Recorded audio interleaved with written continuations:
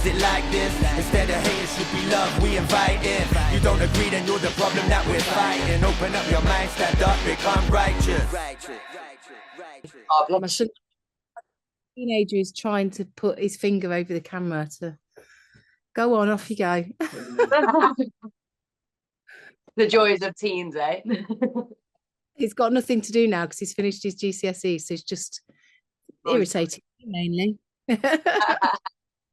So would you say it's just been a standard day then, being a stressful one? I get the impression that you're always busy. Yes, it is a bit like that, isn't it? Yeah, I'm constantly trying to, like I keep saying, this year I'm going to not do as many things, and I'm going to be calm and peaceful and tranquil and have time to do all these little things that I want to do, but it never quite works out like that.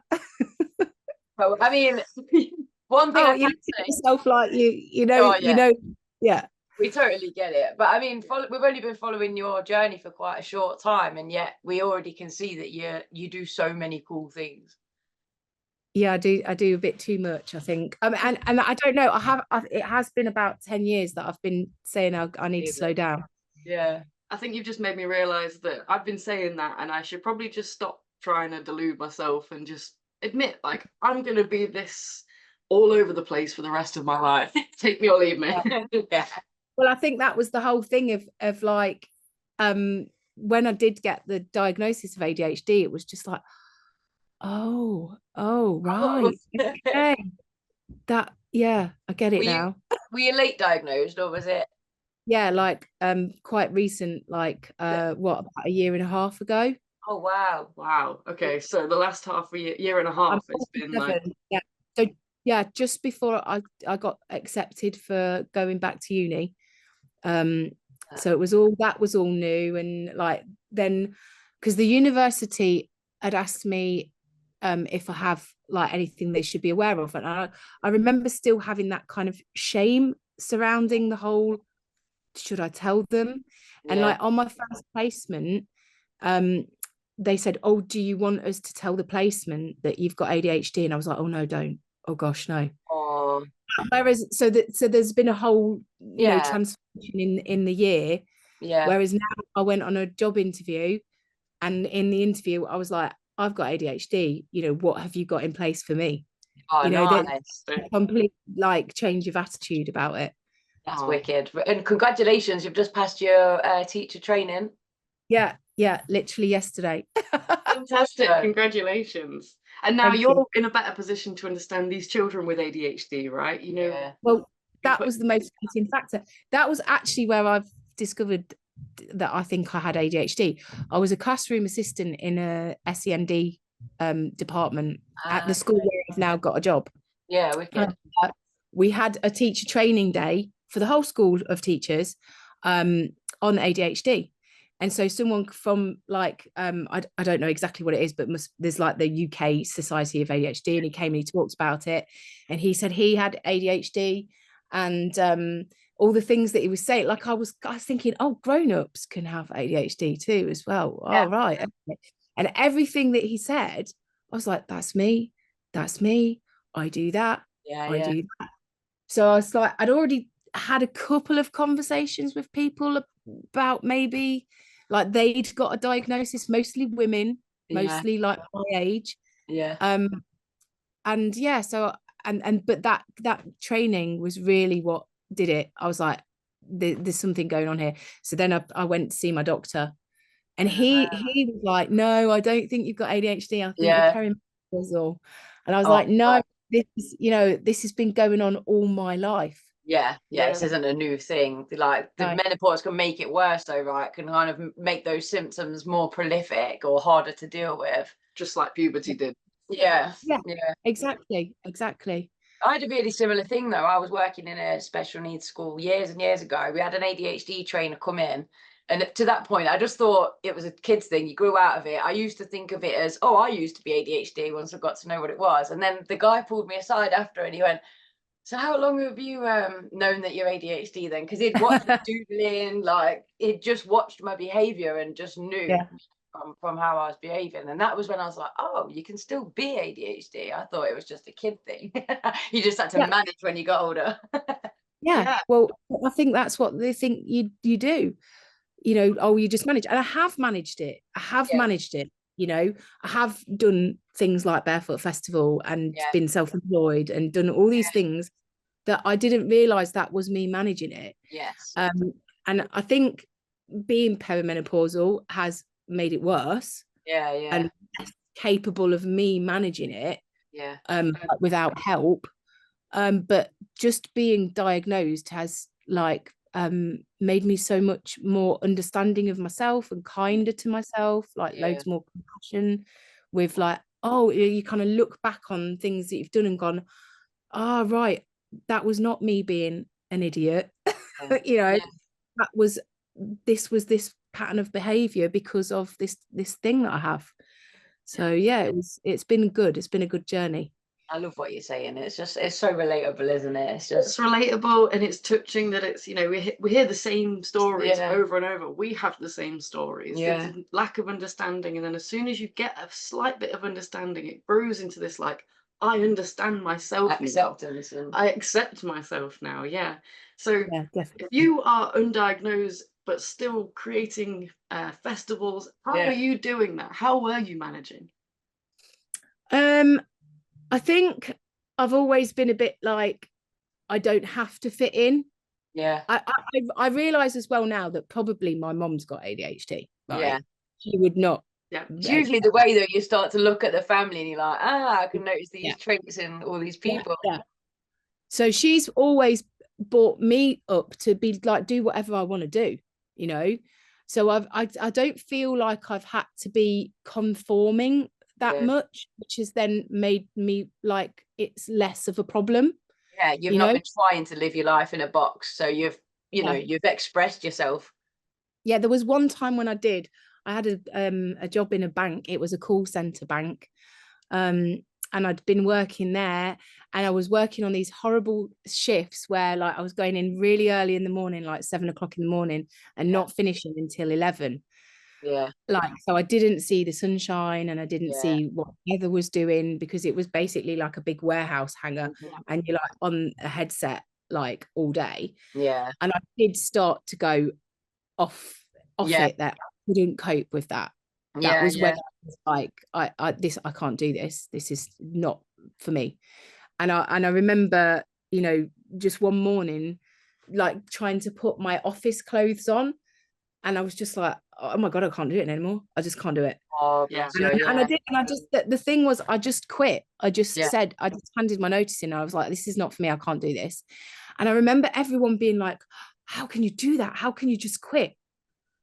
And I was like, well, I don't. And they would like, oh, I'd love to quit. And I was like, well, why don't you? Do it, I couldn't understand why they wouldn't just quit.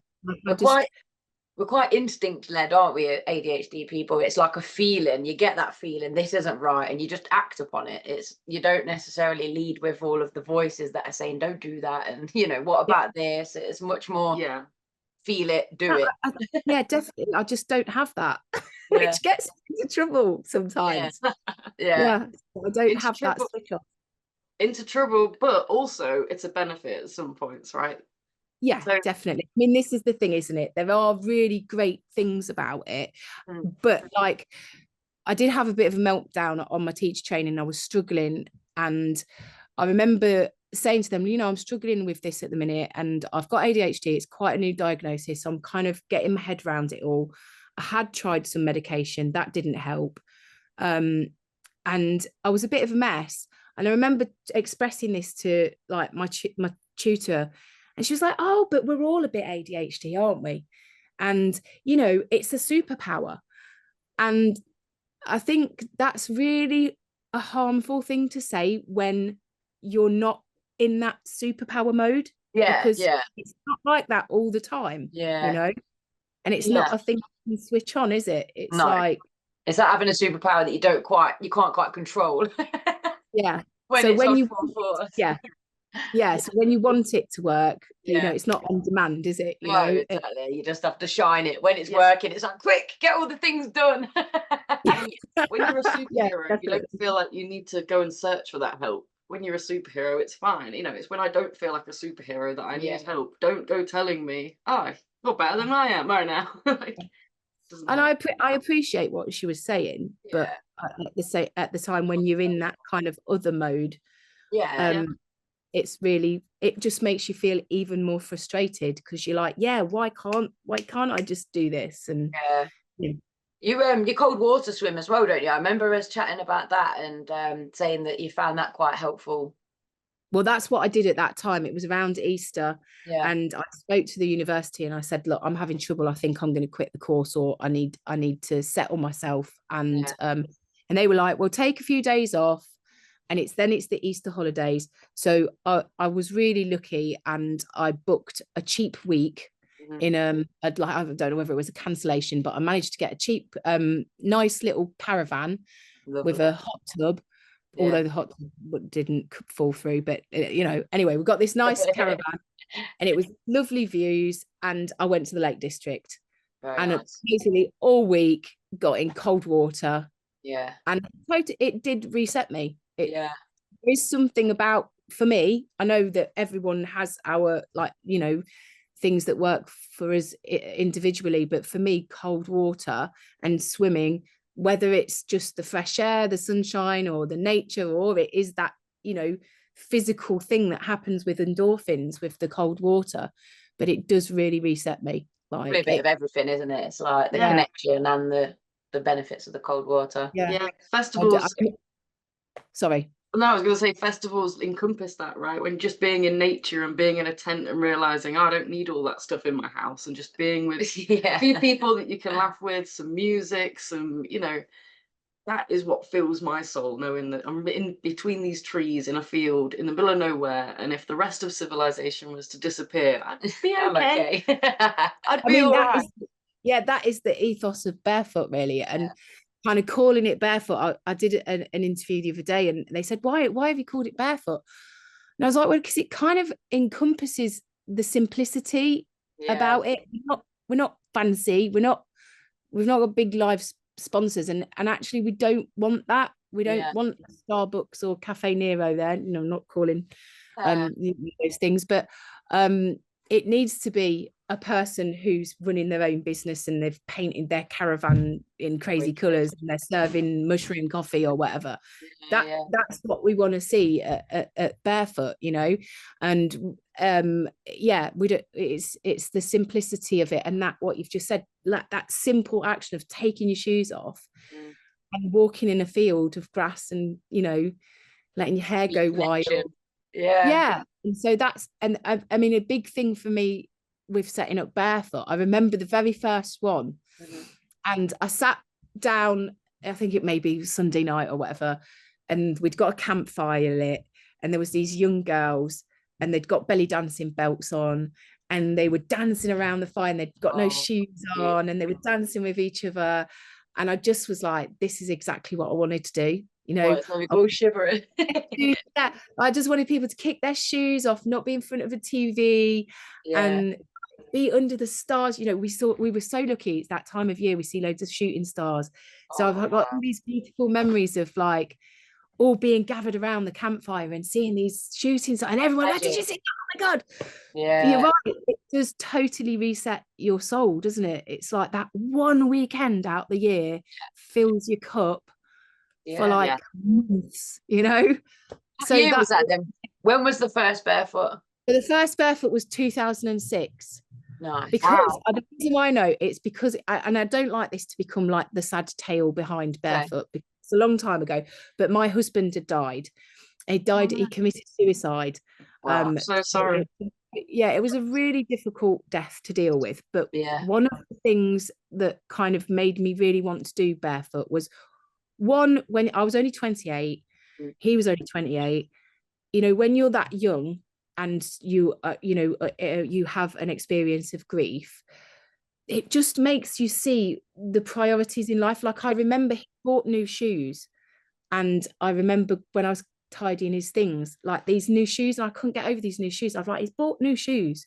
And then you kind of realize how material things, how little they mean. We'd always talked about, gathering all of our friends. We had like a friend who could dance amazing flamenco. We had another one who was a fire poi spinner. And then one of my other best friends, she was an amazing belly dancer. and they never met each other. And like we'd always said, well, you know what we should do? We should have this weekend where we all gather and we light a fire. And he was a drummer, and we thought we'd have in around the campfire. And we just, because again, we've just had this conversation at the beginning of this, how busy life gets. Yeah. And I was like, always just too busy to do it. So like I was like, I have to do this. We have to do these things because life is really precious. Yeah. That's what, you know, life is about, isn't it? Really, it's not about the grind. Yeah, it's about connection and coming together and just getting back to nature.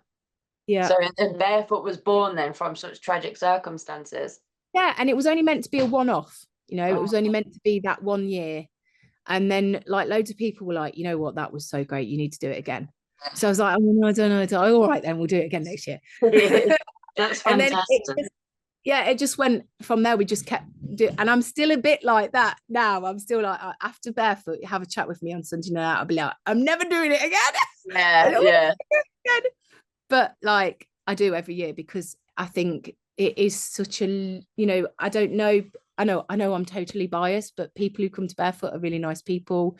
And they're, you know, I mean, there's always a few, but they're, you know, they're nice people, loving. We all sort of feel like we depart as family, you know. So yeah, and that feeling keeps you going, doesn't it? That's exciting. Foot was my first ever festival. Oh, was it really? Yeah. So when I came, the year I came with my family, it was me, my brother, my dad, his wife, and our 2 sisters, and then my dad's wife's mum and dad. Oh, a big load of them. Yeah, and it was like we all had our TP tents in a little circle, and it was our first ever festival together.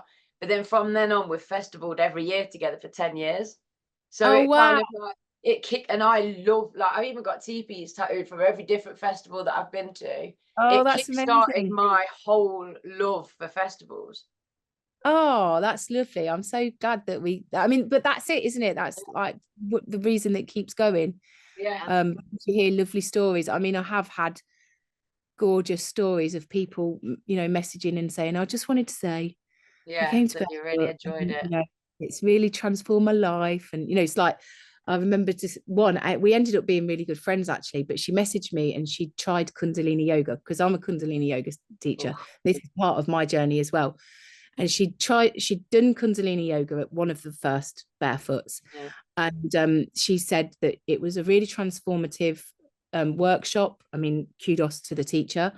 And she said it's like transformed her life, and she went and trained and did a teacher training, and it was like and I remember reading it at the time and thinking, wow, that's amazing. And then a few years later, I mean, we stayed in touch, me and this lady, and then I did my teacher training as well, partly because of that. You know, that's so cool. You've inspired each other in different ways that wouldn't have happened if this festival didn't bring you together originally. That's so good. Yeah, and I feel really like people are like, oh, you do all this and it's amazing, and I don't feel like it's me that's amazing. I feel like Barefoot has its like own kind of energy that everyone kind of contributes to and brings to. And you know, I was saying about that there's sometimes not very nice people, but usually what happens is when I'll be in contact with someone and they're being a bit funny and I'm like, oh, bad vibes, and then something will happen and like they'll be like, oh, I'm sorry, after all that I can't come to Barefoot because my ceiling's just collapsed, or the car broke down, or we've got a thing booked, or you know, and you just it's like something is happening in the universe to sort of like just keep good vibes, you know. It's almost like the haunted house vibe, where like the house decides you stay or leave, like, but it's the festival. I love that. But the good side, you know, it is a bit like that. This year you've got I'm not sure how many years you've had it, but the fire labyrinth, I'm so excited about that.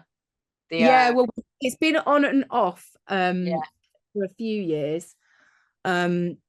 It's a little bit of a tricky subject to discuss actually, because the person who was supposed to do it the second time has let me down. But I've managed to find someone else who is lovely, and they're going to do it. So that, like last week, that was my stress last week. Oh, bless you. I can't even imagine trying to organize all those elements and bring it all together. It sounds like a nightmare. Well, people have got a little bit more flaky these days, and they will do stuff like oh no, I can't come now. We had one lady one year, and she'd been booked in for quite a while, but nearer the time she was like, I'm sorry, I can't come to the festival and teach after all because the phase of the moon is wrong. And we were all a bit like, what? Must have known that. You can look ahead at the phase of I mean, the moon. exactly. Moon calendar, you know, Yeah. check it before, you know, is Yeah. this is my good lunar side? You know, no, it's not. I'm not going to teach. It's So giving fake witch. Yeah, fake witch vibes. yeah. So Giving yeah, excuses. I think you learn to be like, I think we anticipate that things get cancelled, you know, Yeah. and that we change. And again, most people are so lovely and they appreciate the madness that happens Goes when you into gather it. that many people. Yeah, We so say they're that pretty. we appreciate when people cancel because it gives us that free time that we wouldn't have had normally. Yeah. Yeah, you got to look at the good sides, haven't you? Well, I always believe that what is meant to be will happen. So if something gets cancelled, that's absolutely the way it was meant to pan out. I'm very much about trusting the process, which I find eliminates a lot of my stress around. You can't control it, can you? You've just got to go. Yeah, with well, I mean, stuff happens. I mean, this is the second time we've tried to do this, isn't it? Yeah. And you know, last time I can't remember what was going off, but it was something. I mean, literally 10 minutes ago, I was like, oh, I've just remembered that they filmed this. I better go and like try and make my hair look crazy. And don't worry about that. I'm riddled with sunburn right now because I didn't follow good festival etiquette at the weekend, so I'm suffering from that. So you could look, you know, without makeup and stuff, I'm still ruining the whole shot, so don't worry. Oh no, you're not at all. You're not at all. So you went to the Van Fest, didn't you? Yeah, Van Life Fest. Yeah. Life Fest. Yeah, it was good. It was only their third year, so it's really? Oh, that's it's nice. growing. It was quite small, but it was lovely, really nice. Yeah. So this Barefoot Festival this year, have you got the so I know you've got yoga.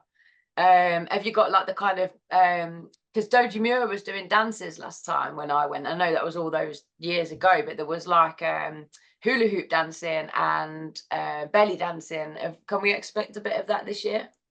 Yep, we have changed it because what was happening, we were doing two shows, one on Friday night and one on the Saturday night, and it was almost kind of like becoming a bit the same vibe, I guess. And yeah, we just then thought, okay, we'll do one show, because then we got involved with Big Fish Little Fish, who do the rave. I saw that. That looks so cool. Yeah, and I kind of was thinking, I was like, you kind of look at the festival and I think, you know what, there's not a chance for people to like go mad dancing themselves and with their kids, because we have the silent disco, but by that time most kids are in bed, so that's after 11. But like I thought, there's nowhere for like moms and dads to have a bit of a, you know, dance and just have a bit of a freak out. So then I contacted Big Fish Little Fish and see if they would come. Yeah. And the guy who runs the East Midlands bit is just such a lovely man. Big up to them. And yeah, he said, yeah, we'd love to. And they love Barefoot. There's a big crew of them who come. And so this year we're doing the family rave in the big top. So it's beautiful because you've got loads of space, and they put on like bubble machines and like, you know, foam party and ticker tapes and all this kind of stuff. They blast cannons and stuff, because the guy who runs the big top, he's solar powered, and he gets really upset because it like consumes all of his solar. Sorry, Blake. But yeah, so we have this amazing thing with all the kids come and they see their mum and dad dancing to like old school tunes and stuff. And then we could have a bit of a break for the fire labyrinth, because I think Big Fish Little Fish, they want to come and walk around the fire as well. Very nice. And then we're going to go back into the big top to do what we're calling parents evening. So by this time we're thinking babies are maybe tucked up in their camp bed, and go a little bit more. We've got Jimmy Thunder, who's doing a bit of like jungle DJ stuff. So that means instead of you being passive and sitting and watching a show, which is beautiful, and we've got the amazing cabaret burlesque show for Saturday, and it's just amazing. But you also get an opportunity to let your hair down. So that's the plan. really cool. I'm And really excited. Strizzy Strauss is performing as well, which is my best friend's brother-in-law, as it were. Oh, So really? Oh, that's yeah. nice. Yeah, so I'm looking forward to seeing him perform. I've kind of the last couple of years when we've seen if he's at like different shows, we try and support. Yeah, he's as well. been to Barefoot a couple of times. Yeah, And then I've run an event for Attenborough Arts Centre as well in August, and he's done some performance there for us as well. So it's and then you've got the Witch Festival as well coming up in October. Is that? yeah. So that was Definitely. that I love that. It's just such a I love it. And again, just people are so kind and nice and authentic and a little bit also out the box, and can you hear That my kind of people. the ice cream man coming? It means they've ran out, doesn't it, when the bell's going off? Yeah, that's what we tell the kids. Yeah. But we were told. The Witch Festival last year, we wanted to come, but we were filming our own haunted special spectacular on the very same day. So Were so you? it's the same weekend. So this year we'll definitely get tickets to that and come along. Yeah. I have to be very dependent on the Guildhall's dates that they have available. So even though I've booked it way in advance, the only weekend they had was that weekend, which I think is around the 13th of October. Yeah, because I like a few weeks before I could get the editing done for Halloween. Halloween. For Halloween. Yeah. Well, I think that's cool to have it earlier because there's so much going on around. That's my favourite time of year, and there's so much going on that if you kind of do it on the Halloween weekend, you're competing, aren't you, with loads of other stuff? Yeah. And I guess the whole point of that was that if you wanted to do something a bit witchy on Halloween, come to the Witch Festival before and figure out what you want to do. Definitely. Kind of gather your knowledge. I've got my witchy vibes t-shirt on. Look, they can't burn us all. My boss bought me this, so I was like really pleased. I thought, she knows. She said, I saw something and I thought of you, and it was this. You, yeah. The amount of times people send me witchy stuff and says, I saw something and thought of you. I was like, So luckily I'm not offended. I absolutely love it. I did go for a job in a Catholic school, and my lecturer likes to laugh about this because my phone number ends in 666. So at the end of the interview, so at the end of the interview, I knew I wasn't going to get the job because there was a lady who was far more experienced than me, and she was already working in the same group of schools. So I knew I wasn't going to get the job, and I had terrible flu as well. I was really ill that day. And at the very end of the interview, which was very short, he said to us, okay, we'll be in touch. Have we got your telephone number? And the other lady said, yes. Is it the one ending in 666? And they all kind of looked at each other and then looked, and I was like, oh, it's God. A sign. My telephone number ends in 69, so I don't know what. Maybe that's why I've got all my jobs in stores too. Excellent. Yeah. So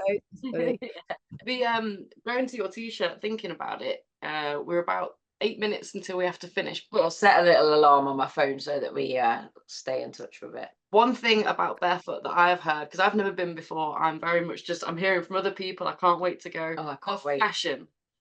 All I hear is that every day you have themes, fancy dress, and people look the part. And we can't wait to come. We're going to bring our own fashion show where all ages, abilities, whatever you're dressed at, every day, come and join our we'll kind of like film the walks, and then we can put together a really funky love it afterwards.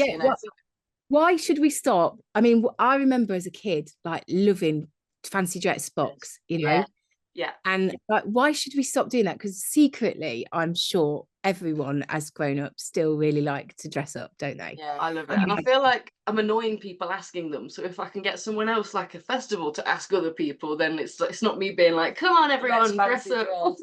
I mean, a few of my friends have said in the past, I don't like it because I don't like everyone looking at me, but I'm like, but the cool thing is you can put a mask on, and then even if everyone is looking and they don't know who's behind the mask, you can be who you want. But I think the beautiful thing is at a festival, and especially Barefoot, because everyone does, well, not everyone, but a lot of people do go for it, and then it makes you less stand out and Yeah. like nobody is actually looking at you. No one really actually gives a damn, do they? They're like Yeah. just getting on with their thing.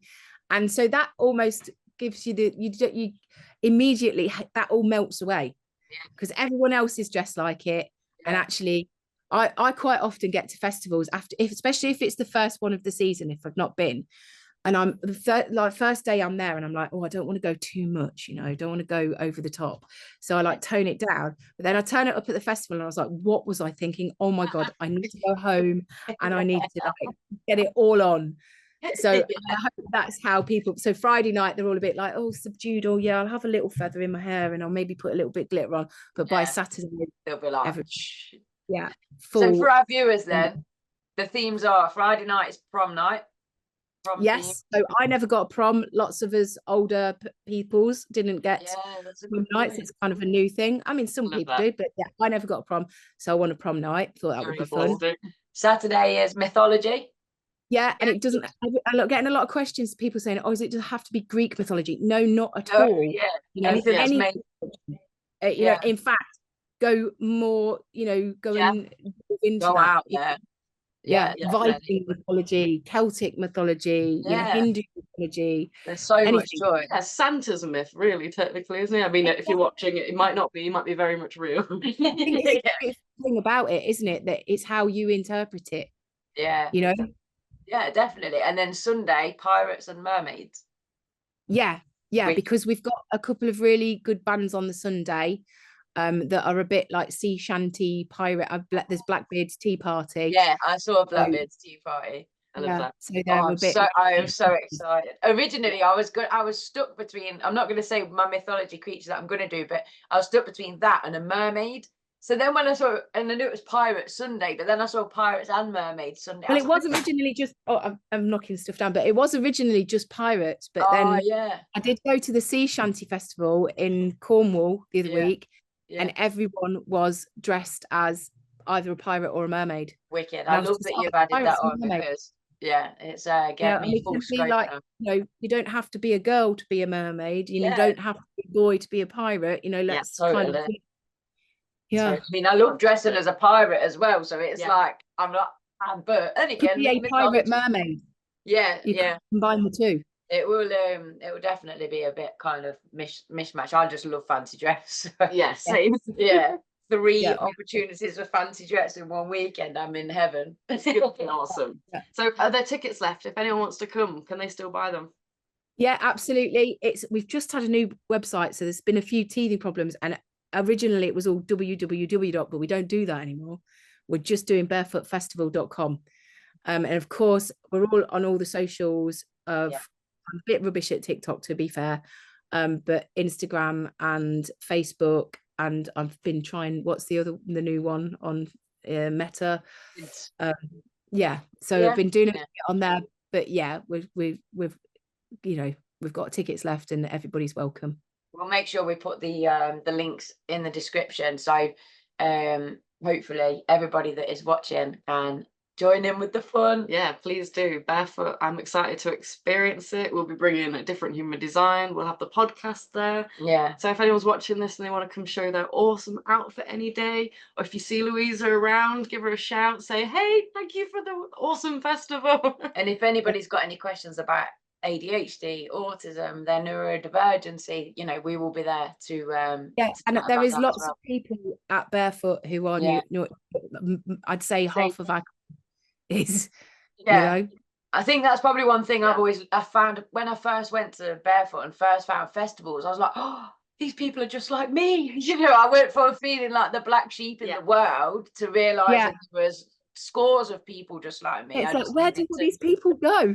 They just kind of fit back into society again until the next time. Those funny memes, isn't it, where there's like you know, the guy on the train in the tube and he's all covered in all the stuff, and it's like, this is what it feels like after being at a festival on the tube. You know, everyone else is in their suits and you're like a Christmas tree. Oh my gosh. Oh, I can't wait. That's so true. Just expand into ourselves and not have to worry and be surrounded by friends. Thank you ever so much for having me on. I've really appreciated. You're more than welcome. It's been absolutely lovely to talk to you, some more like-minded kindred spirits. Well, it's great to know that you're in teaching now as well, because I've been in teaching for the last like 10 years or so as well. And I mean, I know you said you're working in a school anyway, but I just think it's so important to have people that get it and that are open-minded. And you're teaching RE as well, right? That's a difficult subject. Yeah. Yeah, it is, because not everybody wants to do it, do they? No, I'm trying to make RE cool again, or yeah. Well, interesting. I think you'll totally be able to do that. I can just picture you. You know, they're gonna all of a sudden RE will be the class that the kids are enjoying. So. I hope so. I really hope so. And like, I mean, ultimately, you know, one of the reasons for doing this is I wanted to maybe do something like Senko or something, and I wanted to work with, you know, kids who, you know, need that extra support. And it's always nicer when it comes from someone who goes, you know, actually, I've got ADHD. I do get it. Kids will be able to tell that you can get it. That's why I've always been so successful in my roles. Like, I don't even need to tell them that I get it. They know that. They're like little truth detectors, and all they've ever met is people kind of faking it with them. So they just appreciate the authenticity so much. Yeah. The school system doesn't necessarily appreciate our authenticity as much, but a bit of a tightrope balance walk. But you know, but again, like you said, the more people in that system, you know, it brings that little bit of light, doesn't it? It totally does. But thank you so much for coming on and speaking to us. I just know that our listeners are going to really enjoy and appreciate this conversation. And all right, we hope to be able to talk to you after, reflect, see how you feel. Is it, will that be the last one? No more. yeah, probably. I'll say that. Yeah, ask Christos from the Capoeira group. He finds it very amusing to wind me up about how. Fantastic. Well, awesome. We'll see you at Barefoot Festival. Anyone that wants tickets, go to the description below, and we'll see you at Barefoot Festival. Yeah. Okay, thank you. Take care, mate. Thanks, guys. Wow. Good night. Bye. See you soon. Good night. Right, just end it now. We'll end it. See you soon. Bye. Why is it like this? Instead of hate, it should be love we invite in. You don't agree, then you're the problem that we're fighting. Open up your mind, stand up, become righteous. Why is it like this? Instead of hate, it should be love we invite in. You don't agree, then